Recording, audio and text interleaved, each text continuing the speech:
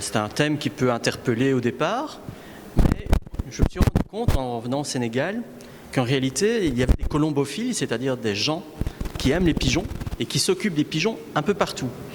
Il suffit juste à Dakar de lever un peu le nez pour voir sur les toits pas mal de colombiers qui poussent ici et là. Et donc derrière ces colombiers, forcément, il y a des colombophiles, c'est-à-dire des gens qui s'en occupent. Et je me suis rendu compte, en discutant en fait avec l'artiste qui a pu monter cette exposition, qui s'appelle Younes Babou, qui est belge, de la Fédération Wallonie-Bruxelles, je me suis rendu compte que les colombophiles au Sénégal, ils étaient majoritairement jeunes. Des jeunes gens et des jeunes filles. Et en Belgique, d'où je viens, en Belgique francophone, c'est un peu l'inverse. Il y a énormément de colombophiles, mais ils sont plutôt âgés. Donc ce sont davantage des gens qui sont à la retraite, donc qui ont arrêté de travailler, qui ont au-dessus de 60 ans, 65 ans, et qui font alors de la colombophilie leur hobby, mais une fois retraités. Et donc ce qui m'intéressait, c'était de voir qu'il y avait une colombophilie ici au Sénégal et une colombophilie chez nous qui pouvaient se rencontrer et se parler, qui pouvaient échanger sur leurs pratiques et leur histoire également, leur patrimoine. C'est l'objet de l'exposition que vous avez ici à la délégation Wallonie-Bruxelles pour le moment. Est-ce que vous pouvez revenir sur les racines de la colombophilie en Belgique et au Sénégal ? Eh bien justement, l'exposition tente de montrer, par rapport aux racines de la colombophilie, tente de montrer qu'elles sont anciennes, effectivement. Vous avez des documents qui montrent, notamment en Inde, au Moyen-Âge, mais je peux vous dire qu'au Moyen-Âge, également en Europe et en Belgique, la colombophilie existait. C'était quelque chose qui servait notamment pour les nobles, qui étaient, par exemple, les jeunes nobles masculins offraient à leur amoureuse des colombes, des pigeons. Donc la colombe, le pigeon, était un animal d'apparat, alors que, par exemple, le faucon, c'était un animal de chasse. Mais ça existe là depuis le Moyen-Âge. Et cette pratique d'élever des colombes et des pigeons a perduré, jusqu'à devenir en fait une passion presque sportive. On entendait ça souvent chez vos confrères à la radio en Belgique, vos confrères belges, les convoyeurs attendent, c'était le rendez-vous des colombophiles du dimanche qui lâchaient les pigeons pour faire des courses. Un pigeon devait se rendre d'un point A à un point B, et évidemment le pigeon le plus rapide était récompensé, son éleveur aussi bien évidemment. Il y a donc une passion de dresser ces animaux, ici davantage que de l'apparat, en vue d'en faire des animaux que l'on dresse bien pour faire des courses. Et vous avez également alors, dans l'exposition, un autre exemple, il y a des photos qui montrent la Première Guerre mondiale en Europe. Vous avez d'ailleurs des photos aussi illustres des tirailleurs sénégalais, vous avez vu cela. Pendant la Première Guerre mondiale en Europe, les pigeons étaient utilisés alors là comme arme, si je puis dire. C'est un peu l'ancêtre de Twitter. C'était des messagers.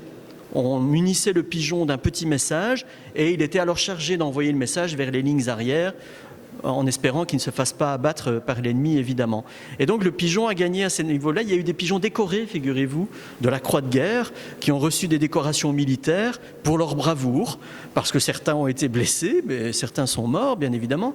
Mais les pigeons étaient alors, à ce moment-là, je dirais, au fait de leur popularité. Et puis la popularité du pigeon a un petit peu baissé en Europe et en Belgique, parce que c'est un animal qui est parfois vu comme un animal sale. Dans nos villes, il y a des personnes et des associations qui disent il y a trop de pigeons et ça crée beaucoup de fientes, ça attaque les bâtiments, la fiente est acide, la fiente du pigeon, ça attaque les bâtiments et c'est pas très propre. Et donc il y a eu alors là une baisse, je dirais, d'amour à l'égard du pigeon, qui fait qu'il est très présent dans nos centres-villes, mais pas tellement aimé, et un peu moins présent dans les campagnes où là il continue à être apprécié.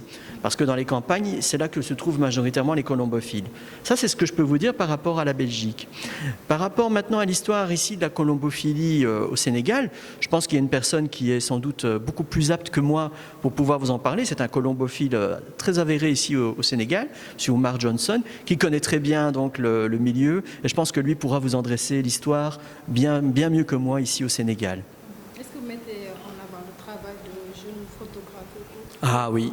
C'est un morceau très important de l'exposition qui a lieu ici. Je dois vous dire que l'exposition qui a lieu ici à la délégation générale, elle est démultipliée. Donc il y a également un volet dans une salle qui s'appelle Célébéyonne au plateau, où l'on parle là de pigeons dans leur performance artistique. Je n'en dis pas plus, je vous invite à vous y rendre, c'est plutôt intéressant. Et il y a également un troisième lieu qui est la mairie de Dakar, l'hôtel de ville, où là il y a un colombier qui a été fabriqué, une espèce de magnifique chapiteau. Vous ne pouvez pas le manquer si vous passez à côté de l'hôtel de ville, qui a été fabriqué également par l'artiste qui a monté cette exposition, Younes Baba Ali. Et ce colombier géant, eh bien, il est amené à se déplacer. J'en reviens maintenant à votre question par rapport aux photos. C'était en effet très important pour nous d'avoir également un volet photographique à l'exposition. Alors, les photos dont il est question, ce sont des photos qui ont été faites par des jeunes du Sénégal, colombophiles, Dakar, mais également de la région, des régions, pardon, et donc une vingtaine, filles et garçons, plus ou moins équitablement répartis, avec un point commun, très peu photographes et pas vraiment en fait spécialistes du tout de la photographie, mais amateurs pour certains. Et ce qui leur a été demandé, eh bien, c'était de participer, on leur a demandé s'ils étaient d'accord, la plupart évidemment étaient volontaires, pour participer à une session de formation en photographie. Ce qui a été fait ici pendant une quinzaine de jours à la délégation, avec un photographe très célèbre, Béan, qui est par ailleurs un partenaire de la délégation générale, et qui généreusement les a formés. Il les a formés à la photographie. Et leur devoir, c'était quoi? C'était ensuite, ayant été formés au rudiment de la photographie, eh bien, d'aller photographier chez eux, ou dans leur quartier, des colombiers et des pigeons, ou voir eux-mêmes des amis avec les 10 pigeons. Et c'est pourquoi vous avez toutes ces photos qui sont ici pour le moment à l'intérieur de la délégation et également à l'extérieur. Et croyez-moi que ce n'est qu'un échantillon des photos qui ont été prises, parce qu'on a dû faire un choix, de toutes ces photos qui ont été faites par ces jeunes par rapport donc à leur passion qui est la colombophilie. Et je précise par rapport à cette exposition que nous souhaitons qu'elle soit itinérante. C'est-à-dire qu'une fois que l'exposition ici à la délégation va se terminer, nous souhaitons que les photos dont il est question ici, elles puissent circuler aussi au sein du Sénégal. Pensons à des maisons de jeunes, parce que la passion de la colombophilie, elle n'est pas unique à Dakar, elle se répartit dans toutes les régions, comme je vous l'ai dit. Et nous serions très contents de savoir que cette exposition peut être vue, je parle là bien évidemment des photos, hein, également à Saint-Louis, également à Ziguinchor, également à Kaolack, à Fatick, à Kédougou, pourquoi pas, ou à Matam, ou à Podor, mais qu'elle puisse se voir un peu partout dans les régions au Sénégal, parce qu'elle touche, je pense, tous les jeunes ici, qui ont sans doute en commun cette passion, la colombophilie.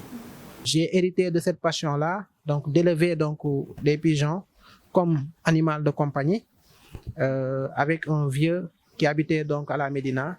C'est un pionnier donc de l'élevage voilà, de la colombiculture au niveau donc de Dakar, c'est Pape Samaké. Donc c'est avec lui que j'ai fait les premiers pas donc dans l'élevage donc de ces volatiles-là. Voilà, autant bon, ces pigeons étaient en cage et nous en tant que jeunes, donc on a pu prendre ces pigeons-là et les mettre en liberté, voilà, et les apprivoiser et les dresser pour qu'ils puissent donc à chaque soir revenir au niveau donc de leur pigeonnier. C'est là où donc une expérience fascinante a commencé, à savoir maintenant comment est-ce qu'on peut prendre des pigeons voyageurs et essayer donc de faire des concours, des courses et vraiment essayer donc de trouver une expérience au-delà même de l'élevage donc comme animal de compagnie, mais des animaux donc pour des prestations de performance. Oui, à ce jour-là, donc il y a un défi d'ancrage institutionnel. Déjà, la fédération que j'ai eu donc à être le président de 2018 à 2022, donc n'a pas encore une place donc au niveau donc de l'échiquier de la coordination au niveau de l'élevage, aussi bien donc au niveau donc du ministère du sport, parce que ce qu'on fait, c'est allier les deux, c'est-à-dire donc il y a l'élevage, mais aussi il y a la partie sportive qui n'est pas encore reconnue, mais tant soit peu aussi donc avec les jeunes et avec cet engouement-là et la passion qui se sent donc autour donc de la communauté colombophile, on fait avec. Mais au-delà de ce déficit institutionnel aussi donc pour la colombophilie, donc il y a un problème aussi par rapport à la disponibilité donc des nourritures de pigeons, l'alimentation adéquate pour les pigeons voyageurs, qui est qui sont devenus exigeants parce que ce n'est plus donc des pigeons de compagnie, mais plutôt des pigeons, des volatiles qui vont faire donc des performances. Cela va de soi que voilà, on aura besoin déjà donc d'une alimentation équilibrée en fonction donc de la période physiologique du pigeon, à savoir donc la période d'élevage, la période de mue, mais aussi lors des compétitions. Donc ça aussi c'est un problème que la colombophilie sénégalaise donc, est en train donc, de subir. Au-delà de ça aussi, il y a aussi l'aspect tout ce qui est superstition, c'est-à-dire culturellement, il y a des familles ou bien des groupes ethniques qui voient le pigeon comme quelque chose qui porte malheur. Ça aussi, c'est un frein, voilà, donc pour la colombophilie ici au Sénégal. Mais avec tous ces, comment dirais-je, tous ces déficits, quand même, la fédération colombophile sénégalaise, comment dirais-je, a réussi à implanter donc la colombophilie comme une activité prépondérante au niveau donc de l'agriculture sénégalaise. Oui, donc tout au début, on a commencé avec une colombophilie de voisinage, c'est-à-dire tous ceux qui faisaient l'activité de la colombophilie, c'était des amis, des copains.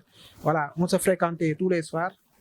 Et à un moment donné, donc avec l'ampleur et le prestige donc qu'a fait donc des pigeons en survolant Gambie jusqu'à Sénégal, ça a pris un élan régional, pour dire même sous-régional. Voilà, c'est là que pratiquement donc dans les autres régions, on a vu l'émergence de nouvelles associations colombophiles. Tout au début, c'était concentré qu'à Dakar. On avait pratiquement 4 grandes associations, à savoir l'association colombophile sénégalaise, donc, et l'association colombophile dakaroise. Et au niveau de la banlieue aussi, il y avait 2 associations, l'association donc des colombophiles libres du Sénégal et l'association donc de la colombophilie donc de la banlieue Ascolba. Salam alaikum, je viens d'Égypte, je suis de passage d'Égypte, de père autrichien, ça explique un peu la physique.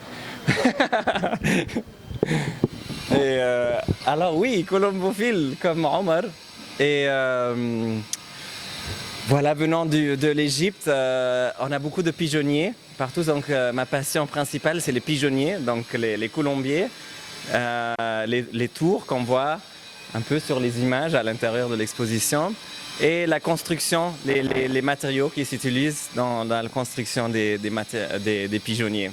Alors ma passion, mon histoire d'amour avec les pigeons a commencé pendant la prière du Maghreb au coucher de soleil, il y a 10 ans à peu près.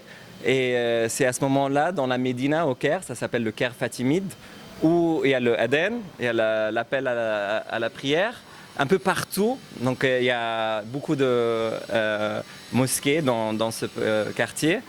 Et à ce moment-là, les colombophiles font envoler leurs pigeons. Et ça fait une belle résonance avec l'appel à la prière et les pigeons qui s'envolent.